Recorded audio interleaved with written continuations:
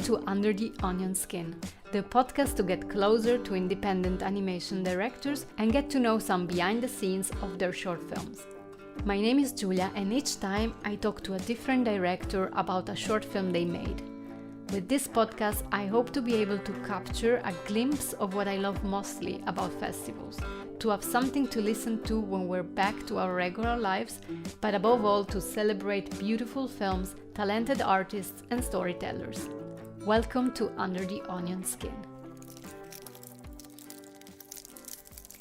This is another lovely chat I was lucky enough to record in the busy Annecy Festival 2023, finding a quiet moment in the park with my dear Britt Raes, director from Belgium, who is talking to me about Luce and The Rock, her latest short film.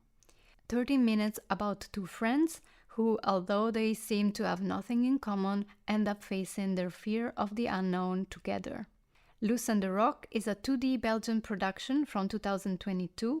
In this episode, among other things, we talk about children animation, merch and marketing, and working with a remote team. Enjoy. I think with Luce and The Rock is interesting even more because I saw it so many times in the past year, because every time I was traveling with my film I saw it. We were always in the same program. Yeah, I've seen it all. You've seen it all. But yeah, it was very good to... I think with short films it's very good to watch it more than once because you notice more details. And I also think with children animation, usually children love to rewatch stuff. Yes. Yes. Yeah. I had friends. My best friend, he has 2 kids, and one is old enough to watch the film. He's my best friend, and he was the one who made the logo of the film of Luce and The Rock. Yeah. I'm looking for someone to give this as a gift. Wow, is it a sketchbook? Yes. Thank you. Yes. It's perfect. Great. This moment is perfect to give it to you. It is. I have it like with me, and it's like when it makes sense. I like it. Thank you very much. Diversion. My best friend who made the logo, his daughter Billy, she had like a period that she loved the film, and she was like rewatching it constantly. And then he said when they went to bed, they always had to also tell the story again, and she was telling the story. So the rewatching, with kids, it's really and maybe also have little details here and there, because every time you see something different. The production took place during COVID. The production itself, and for me, like the pre-production, I mean, I'm not completely alone, but I did get someone to at one point to ping pong with the design and ping pong with the storyboard, but it's not like you're working with it. For me, I'm not working at a team at that moment, so I was really looking forward to when we get into production that I could be in a studio with a group of people. But it was COVID, so it wasn't possible, and nobody knew what was gonna happen. So you don't want to keep postponing it. So you just start, and then you start doing it remote, online, and that was really hard for me. So you had a team remote? I had a team, but everyone was working from home. But some people I had never met in real life. And I found it very challenging to direct people online when you haven't met them yet, because it's very intrusive. You're like, okay, can you share your screen and can you show me? And it's feels much more controlling, and I like to do it in a softer way when I'm directing, and when you're together that's more possible. But if it's remote and online, it becomes more strict, just because of the structure, right? Because you have to set up a call and then go into the call, and it goes less organic. It's not like you can just pass by in the screen and look at the screen. It's like, this, can you just show me those 2 frames? Or and in the past you had that experience? With Catherine, it was like that, and I really liked it. And again, it's not that remote wouldn't be possible, but it's mentally that was not what I was prepared for. Yes. And it's because of the circumstances that we had to, and we decided because we didn't want to postpone forever yeah. or you don't know, maybe the world was never going to open again. Who knows. It was a pandemic and everyone was just that was definitely one of the biggest challenges, because I was also I could feel it was difficult to delegate stuff, and like every time there was like something small to fix, and I was like, oh man, this is gonna take me so much effort and energy to explain it. The amount of time that I will take to explain it online, I could just do it.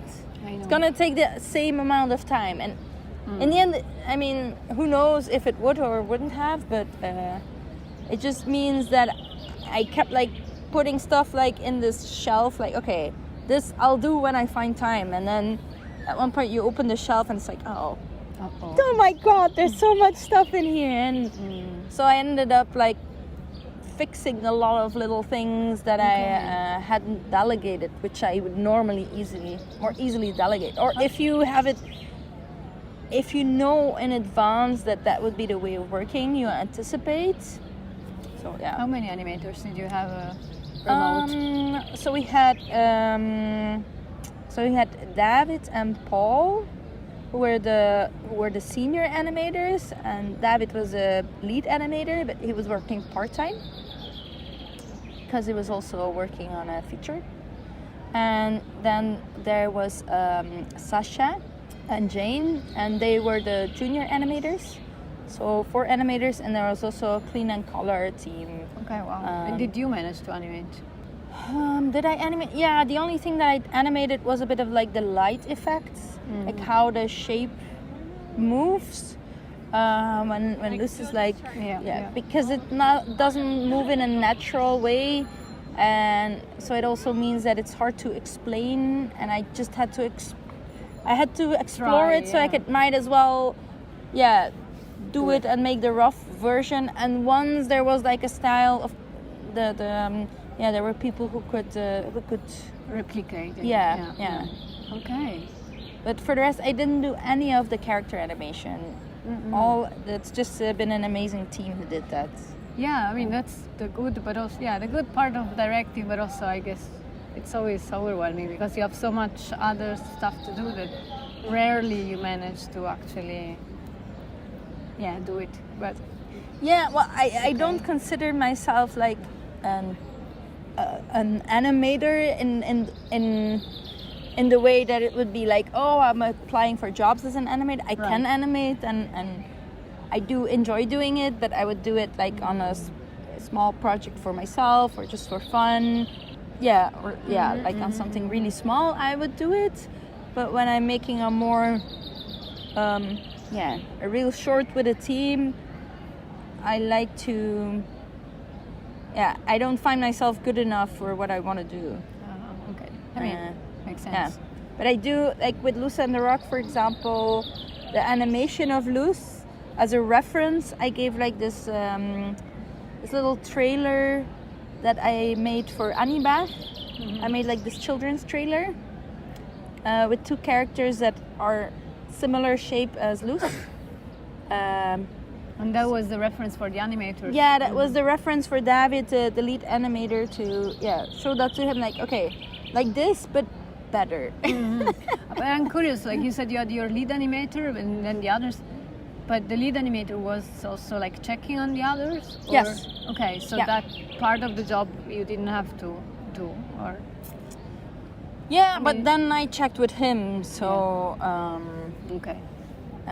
Yeah. Yeah, I'm just curious. I never had this dynamic. It's interesting. Yeah. He's so good at what he does. So it's just nice. It's nice to be able to work with people who you trust, who are able to do that. And did you already know your team before? Not everyone. But David, I did know because I did this short writing residency at Studio Enclume in Belgium. Brussels, and that's where I met David. And that's where you were writing also? Yeah, I was writing. I did that, I think, in 2017. Yeah. Or something like that. Yeah. I was writing on it, and David was working at the studio on a feature film at that time as an animator. So yeah, I was working on my thing, and he was working on that film. But you do see each other, and yeah, you have lunches together. So so he heard about the project and saw things, and he made like this little fan art drawing already, and I was like, oh, this is so cool. So at that moment I knew, like, okay, this is someone that I hope I can work with him on the project once I have the budget to do it. And it also means that he was aware from the start of it, and he also helped me with the storyboard, so he's very involved in the different steps. That's very nice, and also interesting to see how sometimes randomly you meet very good collaborators. Yeah. That's very good. Yeah. So a residency, that's where you met. Yes. Yeah. Nice. And about the story, the concept of the light, because it's very much in the center. Was it since the beginning? Was it like the main focus, or maybe you started from a more general, telling a story about differences, or what was the start? I definitely like in general contrast, so like that you have this very small and very big character, and then with the light it came from this fear of the dark, which I find is a very fascinating, it's not really an emotion, but this feeling that I'm an adult and it's still very strong. I mean, it's more associated with kids, but even as an adult it's still there, and so it feels like this core feeling. Also contrast, like light and darkness. Yes, and yeah. Small and big. Yeah. But in the beginning, in the storyboard, it wasn't exactly implemented yet like it was in the end, in the end result. I just had this idea of like, okay, you have light and dark, and when it's dark you have like this, I call it the black frame. And in the storyboard I would draw like this, there's this black frame around it. And I remember my producer was a bit scared, like, like this black frame is not gonna be dark. But for me, I didn't necessarily mean an actual black frame, but just in my mind it was growing that there would be some visual difference between day and night, and not only just the colors but also with the framing. So it started in the storyboard to think about the framing, but not on the level that it is in the end of the way. That really grew during the process. Also like the like split screens. That just came, I think that was during storyboarding or more during animatic. Yeah, it's more like rhythm also. You have the villagers. Yeah, and I think it started from a way also because I wanted to have this repetition. So you would have this ritual in the village, like constantly the same. Right. But like it can also become very boring if it's like constantly the same. So it was looking for ways like how can you do this interesting, and instead of having like different shots of one by one opening their doors, okay, let's show it in the same frame. And that's how this split screen then started. And at one point it was done with circle. At one point I had that idea somewhere, and then I started researching how to implement it within the whole film. Where does it make sense? Where can we use it? So it becomes a style element of the film, and not just a one-off thing. Because if it's just a one-off thing, it can feel like weird and as if it doesn't fit. And if you look, It becomes coherent in the storytelling. Yes, yeah. And this was like pre-production stage, and it was just you and the producer, or you already had some collaborators? well, the lead animator was already helping There. out with the storyboard. So I made a very first rough version of the storyboard. Yeah. And then he made a new version on like adjusting it, and then I adjusted it back. So that's kind of how it worked. Also there was a designer who helped with the style of the world and the characters. And again, I did a first version, and then he made a version, but then it becomes, I chose to work with his name is Glenn Dont from Eugene and Louise, and I really love their work.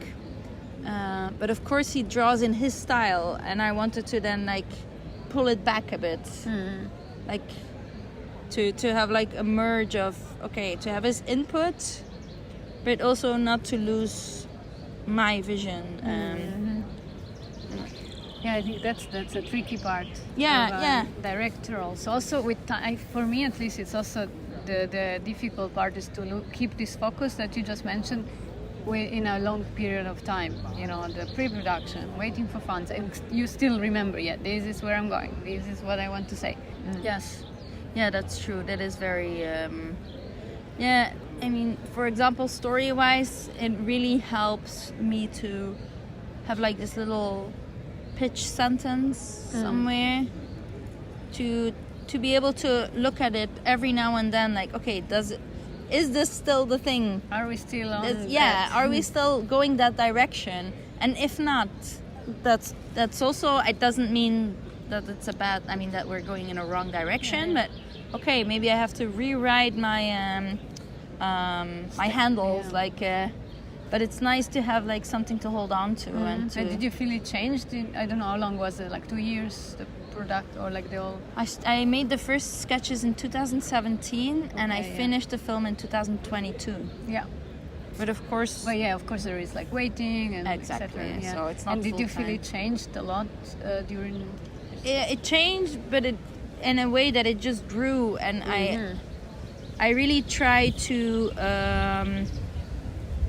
make it like go more in a certain direction. Yes. And that's also why I really like collaborating with animators and designers, because it actually helps me to get a clearer focus on my vision, because you have to explain it to someone, and if it's just you doing it, it's all good, but I don't want the other people wasting their time. I don't want to like tell them, okay, animate this, and then like, no, it's not good. And then I really see it as like, okay, if it wouldn't be good, then it's me not explaining it well. It's not them doing something wrong. It just means that I wasn't clear. So I really try to reflect on getting it clear for them, and at the same time not narrowing it too much, to also give them space to be able to put their own style or their own vision in it, but in a way that it matches. Yeah. Because I like to embrace what other people bring into a story as well, and not just, if it's just exactly how I want to do it, then I should just do it on my own. So I like to have them... Yeah, that's the power of the team, that each person brings its own point of view, skills, and they add to it, and they bring things that you hadn't even thought about, but you're like, oh my god, this is perfect. Like, for example, Jane, her animation, and I love it so much. She had like the scene where you have all the Luce and all the villagers pick up the stones, and they have like this cheerleader pose. That's her. That's how she did it. I was like, oh my god, this is so funny, and it makes so much sense with this community. That's great. Yeah, that's exciting. And I think I also needed to stay excited about the project, because if it's just like one-on-one, as in one-on, like just what you expected exactly. Yeah, then it just becomes like this execution, and it becomes like working in a factory and just I know, yeah. So it's good that the animators or the collaborators surprise you. Yes, basically. yeah. So I can keep getting excited because it's a process of years, and I need to stay excited as well, because otherwise, if I wouldn't be excited as a director, like, why would they? Yeah, and also, it's not only you need to be excited for all this long process and motivated, but also when it's done, because then you keep talking about the film for festivals, and so it is really crucial. Yeah, and that's like, I mean, bringing it to all my people calling me, telling me that I'm so good with the marketing. It's because you do it if you're very excited about your own project. It becomes quite natural. Yes, and then it's also fun. Like you explore all the marketing things and pins and stickers and tattoos and patches and sketchbooks. Yeah. Of course, now it's very excited that we will do more. Right. We're gonna explore to do more. Yeah, I wanted just to ask. Yeah. Like also before when we mentioned repetition, and the kids they like repetition, and so now you're going to start a series based on Luce. Yes. Yeah. Tell me. I don't know much apart from this. No, well, it's super fresh. I mean, we only just heard that we got selected for Cartoon Forum, so we're gonna pitch in September. But it's really early development, and that's super cool. Congrats. Yeah, thank you.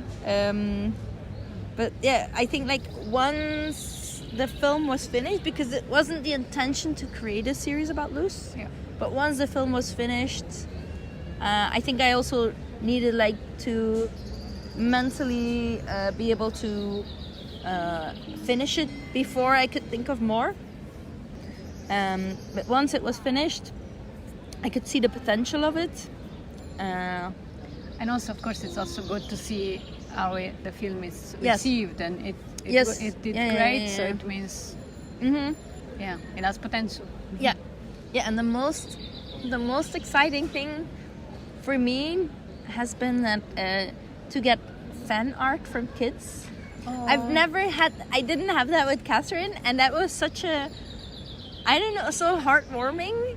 But when and who and how do they do this? Like in festivals? Yes, in festivals. Like, for example, at the Ottawa Animation Festival, I got to give a presentation about the film, which was really, really nice. It was like two times like 200 kids in the room, and it was crazy, and they were like super excited and asking questions, and but so it was the schools, it was teachers with their class there.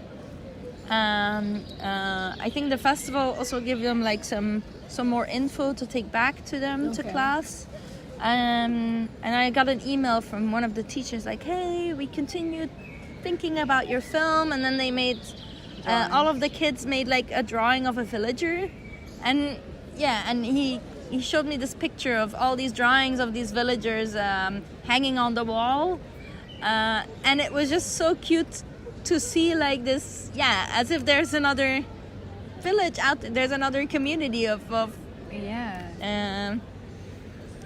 there. It's very cool. Actually, before I wanted to ask you about the audience, because we both had the short films in the children competition, and sometimes we already talked about it. Sometimes it's great because you get to meet your audience from different countries, but I also personally feel sometimes it's hard to communicate with them because rarely there is some kind of mediation or translation. But in this case it's even better because then they just communicated through drawings. Yes. Yeah, exactly. Like I think it's the Kikiriki festival in Austria. They give kids can make a drawing of a film that they liked that they saw at the festival. So and they also shared it online, and it was also really, really fun to see what they draw of the film. Like which characters or which scene, and that's also like how they communicate what they like, and it's or what they remember. Yeah, exactly, what they remember, and it was super impressive to see like how much some kids remember.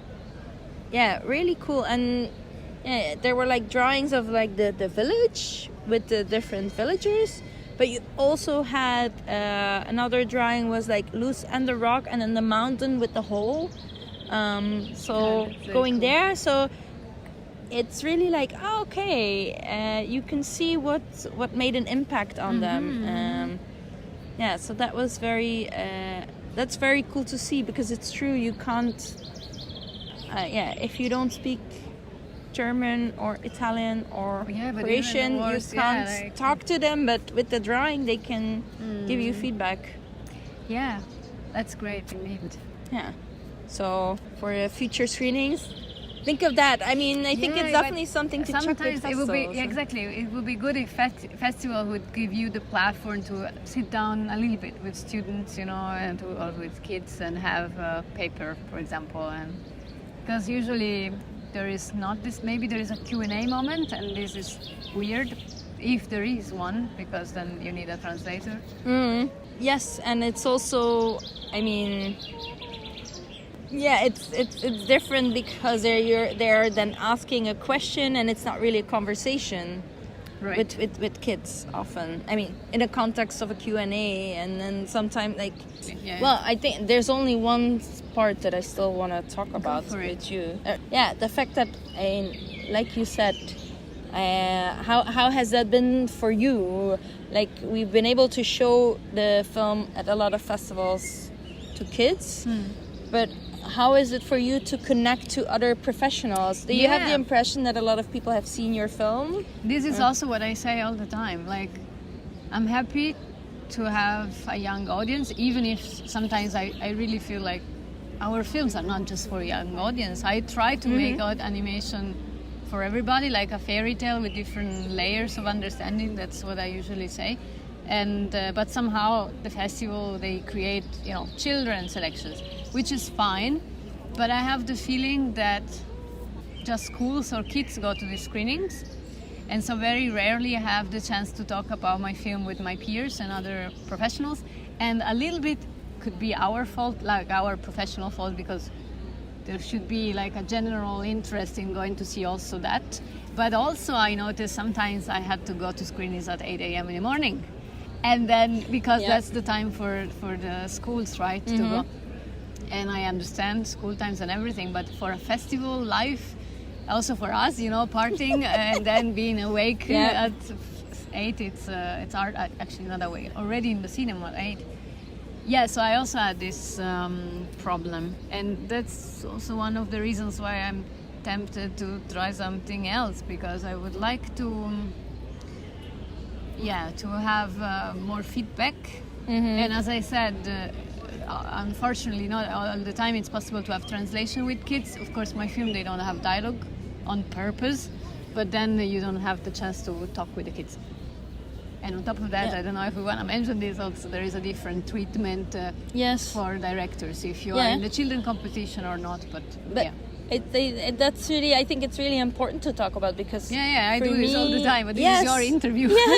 Exactly. But it's I mean, for me, like, before I made Catherine, and it's only because I can compare that I realize it, and also because it's not my first film. If you're young and you're a young filmmaker who makes the first film, you don't know. You don't even realize that you might not even realize that you're being treated differently. What's the normal, yes. And it's true. It's really, I agree. I mean, I think it would be very interesting to have try to reach out to festivals to have a conversation about it, because I also get a lot of feedback from programmers at festivals who program for kids, and they are like, oh my god, thank you for making beautiful content for children, because it's not always easy for us to find interesting stuff for kids, but at the same time, a festival doesn't always support filmmakers who make stuff for kids in the same way. So it's very confusing. Yeah, I also think it's not encouraging. Like you just said, like, I don't even know if maybe I will make my new film not for kids. And that's it's just sad. But also, it's also funny because now we're talking about for kids, but there is such a wide range of like target audience. Because I kind of understand with that maybe the really preschool animation, it's something, but there is, as we said before, this kind of animation that it's actually good for adults as well. So I don't know. Yeah, I also sometimes feel like, I think for a festival, I don't know. It will be interesting to have a conversation with festivals to know how they think towards that, because like I can imagine that if they select a film for their festival and it happens to be appropriate for kids, it would just like slide to that side. I agree. But that doesn't mean that it couldn't be in the other as well. But I understand that for them it would be like, but then we're showing it twice. But they're not showing it twice because it's such a different audience going to it. Like at some festivals, there's even the screenings are only for schools, and just the regular festival people can't even go it. So it's true, not everyone goes to the screenings, but sometimes it's not even possible to go to the screening. True. I couldn't go to my own screening at some point. Yeah, because it was booked for schools. Yes, and what I also find a bit frustrating is like the Q&As. I mean, you started this talk about we already know a lot about the film because we do Q&As, but for shorts for kids, the filmmakers often don't get invited to those Q&As. So other professionals, it's also a way how people get curious to see someone's film, because they might have seen the Q&A and because they're going for a friend who's at the Q&A, and then they discover another filmmaker and they're like, oh wow, this is an interesting story or an interesting technique, I want to see the film. And it creates like momentum for a film, and that's something that's that kind of support, it's not that common. And did you feel that, like with your marketing, for example, tattoos and everything, that people like our peers, professionals, got interested and actually went to see it? Or did you get this feedback from other directors? That's a good question. I don't I didn't intentionally do it for that. I know, but I'm wondering if it worked. I'm assuming it has done something, but of course I can't compare how it would have been if I wouldn't have done that. So it's also like very difficult to reflect on it. Yeah. But I'm guessing it must have at least some impact, because I mean, if there's like 10 people who have a tattoo and one of those 10 has seen the film and the other 9 haven't, and that one person might, and it's really nice, so they might get encouraged to at least explore it. And also with like the film has been on the animation showcase. Yes. And that has been, I think that has given a lot of people the opportunity to then discover it on their own terms, because they can't always make it to the screenings at a festival. So I think that's also really made a difference. But again, then doing the tattoos and stuff like that does give them an incentive to recognize it on the platform. And so I'm pretty sure it must have had some impact. But did you feel like you did have some conversations, for example, about your film with other directors? Because of it. Yes. Yeah, for sure. Definitely. That's good. I mean, that's also maybe Luce and The Rock can be a first step, to tell our really, friends and peers that and it's good. And I also have to say, I really feel like it's a very much a cultural thing. Because for example, when I was in South Korea at the BF, there the film was just in the regular program, in the short film competition and there's less of this division. Yeah. I think it's more culturally part of the culture to watch cute things in Asian countries. It's very true, but not just to watch. There is like also it's everywhere. packaging and everything. Exactly. The design, the general aesthetic. It has less of this label that it's only for kids. Yeah. And so you do feel it at a festival there, the way they program and how they show it and the response you get. That's a good point. So I can imagine that it's like, okay, a festival is always connected to the culture where the festival is taking place. So I do understand why festivals. It doesn't mean that you can't counterbalance it. It's for sure a nice conversation to have. To start thinking about it. Yeah. Yes. Because we put a lot of hard work and thinking into it as well, and we're very dedicated, just like all the other filmmakers. And we can tell challenging and interesting stories and show interesting characters. Like a really, really valuable experience that I had was at the Pictoplasma, where the film was shown. And there the focus is on character, and there's no division between for adults or for kids. So everything is just together. And I think it really was the very first time that the film was screened to an audience of only adults, only professionals. And that was crazy because the film had already been traveling more than a year and to more than 100 festivals. But it was your adult premiere. Yeah, it was almost like exactly. Yes. Really. Yeah, and that was amazing to get so much feedback. I can imagine. Yes. Yeah. No, that's very good. Thank you. Yeah. Britt, do you like onions? Do I like onions? Yes, I do. I actually like, especially red onions in a salad. Those are raw. Nice.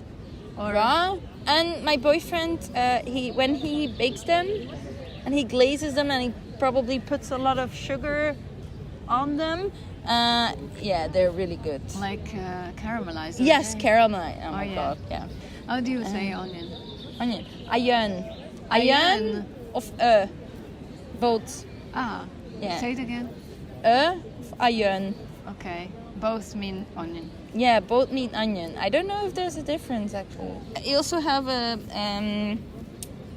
like the spring onion, like the long ones, like the tiny leeks. Yeah. One way of saying it is pepayon. Oh, it sounds very cute. Well, actually, like pepayon.